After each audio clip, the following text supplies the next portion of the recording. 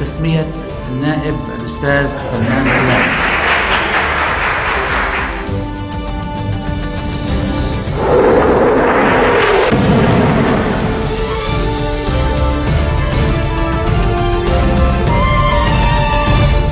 Bonjour à tous et merci de nous rejoindre sur Futur TV pour cette nouvelle édition de la rédaction. Voici les titres de ce journal.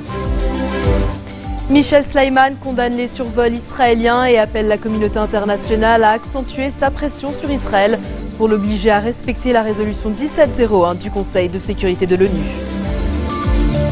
Tamam Salam réitère sa promesse de former un gouvernement d'intérêt national et demande à tous les Libanais de coopérer pour que le pays connaisse un regain de stabilité. La démission du Premier ministre Salam Fayyad fragilise les progrès vers un État palestinien. Mahmoud Abbas l'a chargé de rester en poste jusqu'à la formation d'un nouveau cabinet. Et à suivre également dans cette édition, les électeurs vénézuéliens aux urnes pour désigner le successeur d'Hugo Chavez. Le choix entre Nicolás Maduro, président par intérim, et Enrique Capriles, chef de l'opposition. Michel Sleiman condamne une nouvelle fois les survols israéliens, accusant l'État hébreu de continuer à menacer le Liban et à violer la résolution 1701 du Conseil de sécurité de l'ONU. Le chef de l'État a appelé les responsables au sein de la communauté internationale à accentuer leur pression sur Israël pour l'obliger à renoncer à ses moyens s'ils sont vraiment attachés à la stabilité du Liban. Pour Sleiman, la paix et la stabilité ne sont possibles que par l'adhésion d'Israël au processus de paix dans la région, sur base de la conférence de Madrid et du sommet arabe. Le Premier ministre désigné Tamam Salam a réitéré sa promesse de former un gouvernement d'intérêt national. Il a remercié les Libanais qui lui ont apporté leur soutien dès l'annonce de sa nomination, soulignant que ce soutien l'incite à fournir tous les efforts nécessaires en vue de faire face aux défis actuels et de former un cabinet d'union nationale. Tamam Salam a par ailleurs dit espérer la coopération de tous les Libanais pour donner au pays un regain de stabilité. Le Moufti de la République, Cheikh Mohamed Rachid Kabbani, a convoqué ce matin le corps électoral de Dar el-Fatwa pour l'élection d'un nouveau conseil supérieur, et cela malgré la décision du Conseil d'État qui a appelé à la suspension du scrutin au terme duquel la majorité des candidats ont été élus d'office. À l'ouverture du vote, Cheikh Kabbani a martelé que ces élections sont légitimes à 100% et qu'il n'y aura plus de conflit au sein du Conseil. Le Conseil d'État reproche au Moufti d'avoir occulté des nominations auxquelles il a procédé de son propre chef au fil des années. Objectif, obtenir une majorité qui serait en faveur de son maintien à vie dans ses fonctions, une fois qu'un nouveau Conseil supérieur qui lui est favorable est élu. Le député Mohamed Raed, chef du bloc parlementaire de la fidélité à la résistance, a indiqué que le pays a besoin d'un gouvernement politique par excellence. Il estime que, compte tenu de la période critique que traverse cette région, toutes les parties doivent être représentées au sein du prochain cabinet selon leur poids politique. Selon lui, le Premier ministre ne peut imposer ses choix politiques au peuple libanais et le fait de se dissimuler derrière un gouvernement de technocrates n'est nullement à sa place.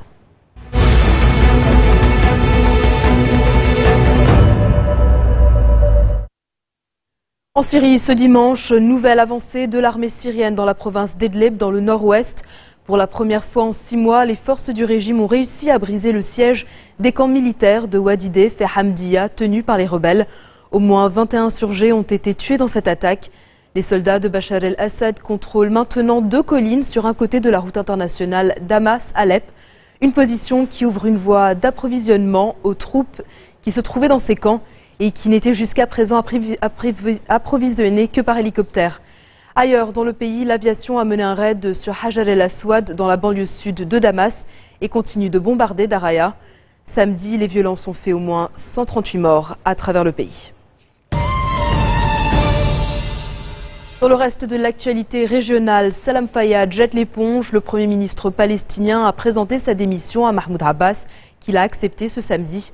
Un vif différend opposait les deux hommes. Il portait, selon la version officielle, sur la démission du ministre des Finances, Nabil Kassis. Une démission acceptée par Salam Fayyad, mais refusée par le président de l'autorité palestinienne. Le chef de gouvernement démissionnaire a passé ces 5 dernières années à tenter de donner naissance à un État palestinien souverain et viable. Malgré sa démission, Mahmoud Abbas l'a chargé d'expédier les affaires courantes en attendant la formation du nouveau cabinet. Vendredi soir, le secrétaire d'État américain John Kerry avait demandé à Mahmoud Abbas de régler la crise avec son Premier ministre. En effet, pour Washington, la démission de Salam Fayyad risque de compromettre l'entente avec les responsables israéliens et palestiniens pour promouvoir le développement économique en Cisjordanie occupée. Direction l'Irak, où un candidat aux élections provinciales du 20 avril a été tué dans un attentat au nord de Bagdad. Cela porte à 14 le nombre de candidats assassinés depuis le début de l'année. Najim El-Harbi se rendait en voiture à Bakouba, dans la province instable de Diyala, lorsqu'une bombe a explosé sur la route, le tuant, lui, deux de ses frères et un garde du corps. La campagne officielle, entamée le 1er mars, a été marquée par une reprise des violences. Au total, 271 personnes ont péri dans des attentats en mars, le mois le plus meurtrier en Irak depuis août 2012. 12 des 18 provinces irakiennes sont concernées par ce scrutin. Dans un instant, nous ferons le point sur l'évasion spectaculaire d'un détenu dans le nord de la France.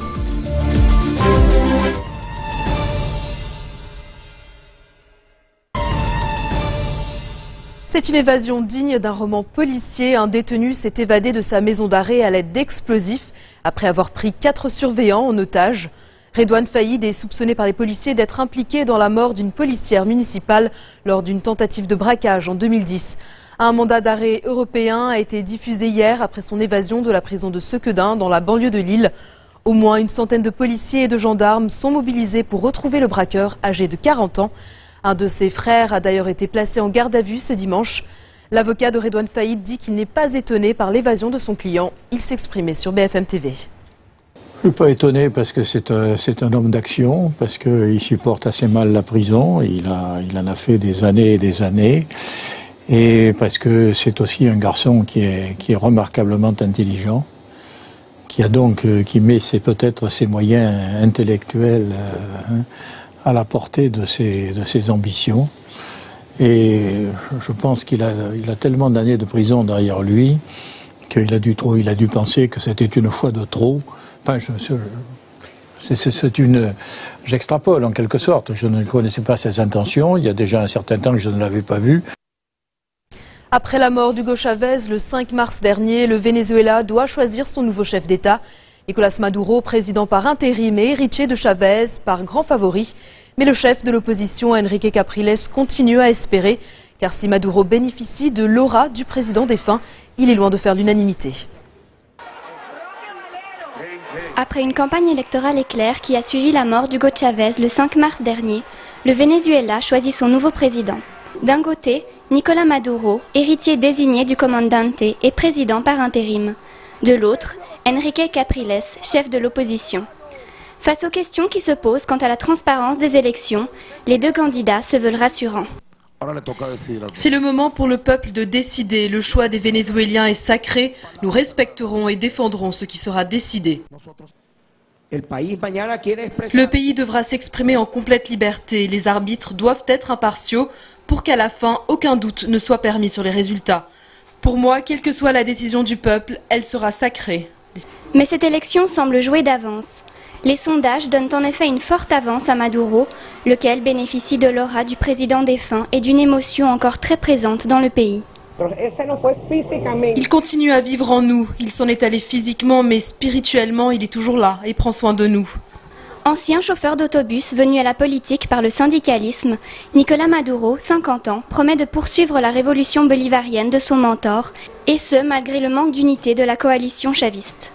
Face à lui, Enrique Capriles, de 10 ans son cadet, continue de se battre. Celui qui a réussi à unir une opposition autrefois déchirée dénonce la polarisation du pays sous Chavez. Il accuse aussi son rival de trahir le comandante en se remplissant les poches. Maduro, pour sa part, qualifie son rival de gosse de riche élitiste soutenu par Washington. Pour les Vénézuéliens, il s'agit donc de tourner la page sur Chavez ou de poursuivre dans la même politique. Un choix important auquel les expatriés tiennent à participer. Je pense que c'est important pour la démocratie. Moi, je pars demain matin pour aller voter, mais j'ai l'impression que ce n'est pas assez. Rien n'est acquis donc pour les deux candidats. Le favori Maduro sait que beaucoup de Vénézuéliens doutent de ses capacités à gouverner. Quant à Capriles, son score de 44% face à l'ancien président durant les élections de 2012 reste le meilleur jamais enregistré par l'opposition contre Chavez. En déplacement au Japon, dernière étape de sa tournée asiatique, John Kerry est venu réaffirmer le soutien des États-Unis face aux menaces de la Corée du Nord. Lors d'un point de presse aux côtés de son homologue japonais, le chef de la diplomatie américaine a assuré que Washington est totalement déterminé à défendre son allié. Vendredi, Pyongyang avait menacé le Japon du feu nucléaire après la décision de Tokyo de déployer des batteries antimissiles pour détruire tout missile nord-coréen qui menacerait son territoire. La Corée du Nord pourrait procéder à un tir de missile autour du 15 avril, date de naissance de son fondateur Kim Il-sung, grand-père du dirigeant actuel Kim Jong-un. La grippe aviaire continue de s'étendre en Chine. De nouveaux cas ont été recensés en dehors du foyer initial où est apparu le virus. Après le premier cas déclaré hier à Pékin, cette fois c'est dans la province centrale du Henan que 2 hommes ont été hospitalisés. Au total, 51 personnes ont été affectées depuis début mars par la nouvelle variante de la grippe aviaire H7N9. 13 en sont décédés. Rien ne permet de prévoir comment la maladie va se propager, mais l'Organisation mondiale de la santé écarte le risque de pandémie. En effet, la contamination d'homme à homme n'a pas été prouvée pour l'instant. Si les malades sont pris en charge moins de 5 jours après l'apparition des premiers symptômes, alors leur pronostic vital n'est pas engagé. Un petit peu de luxe parisien chez vous, voilà ce que propose le Crillon qui met en vente mobilier, vaisselle, uniformes et luminaires. Des casiers du concierge au fauteuil en passant par les cheminées en marbre de style Louis XV ou encore un chariot à dessert. Presque tout est à vendre. Le célèbre palace parisien met aux enchères 3500 pièces avant sa rénovation. Fermé depuis la fin mars, le Crillon ne rouvrira qu'en 2015, après 2 ans de travaux. Du 18 au 22 avril, l'hôtel propose donc du mobilier, des luminaires, des tapis, de la vaisselle et autres. Mais acheter un petit peu du luxe parisien à un coût, par exemple, la mise à prix d'un uniforme de groom est estimée à 300 € ou encore 2 paires de rideaux à 2000 €. Les travaux prévoient notamment l'installation d'une piscine et d'un spa en sous-sol et une réduction du nombre de chambres. Aujourd'hui, on a eu plus de 2000 personnes. C'est le premier jour d'exposition, c'est énorme. Beaucoup de personnes viennent pour visiter, découvrir cet hôtel, qui est un hôtel particulier qui date du XVIIIe siècle, pour visiter les lieux, mais également pour découvrir les pièces qui s'y trouvent. Et il y a un intérêt sur quasiment tout.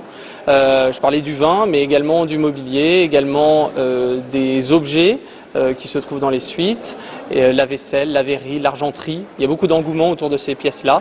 Et sur quelques pièces aussi un peu plus exceptionnelles, comme le bar César ou comme certains pianos également qui sont dans la vente aux enchères.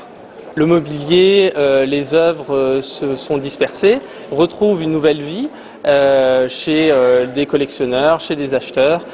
Pour cette vente, pour le Crillon en tout cas, il y en a beaucoup qui souhaitent s'approprier, on va dire, une partie de ce patrimoine qui est offert dans ces quelques jours de vente. Oubliez la danse du cheval, l'heure est au déhanché. Le très célèbre chanteur sud-coréen Psy a dévoilé le clip de son nouveau single Gentleman lors d'un concert géant retransmis en direct sur YouTube. Quelques 50 000 personnes ont assisté à l'événement dans le stade de Séoul. La très attendue vidéo a été postée sur la toile peu après le concert et a déjà été visionnée plus de 14 millions de fois. Le rappeur a connu un succès mondial à l'automne dernier avec son Gangnam Style qui reste la vidéo la plus regardée à ce jour sur YouTube avec plus de 1,5 milliard de consultations. Je vous laisse découvrir Gentleman.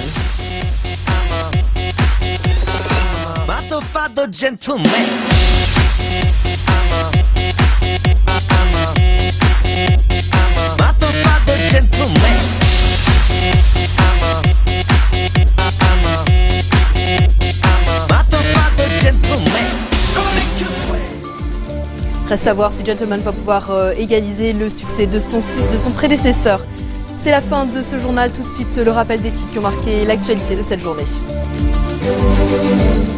Michel Sleiman condamne les survols israéliens et appelle la communauté internationale à accentuer sa pression sur Israël pour l'obliger à respecter la résolution 1701 du Conseil de sécurité de l'ONU.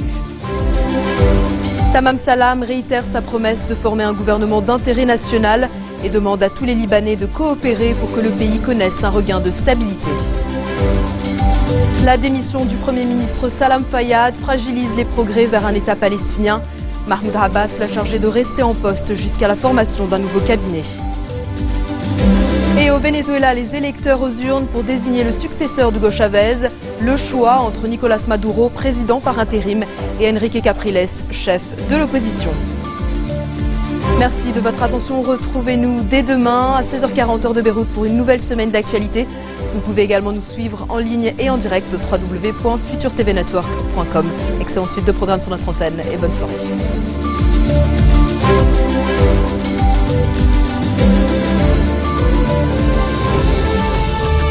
تسمية النائب الأستاذ فنان سلام.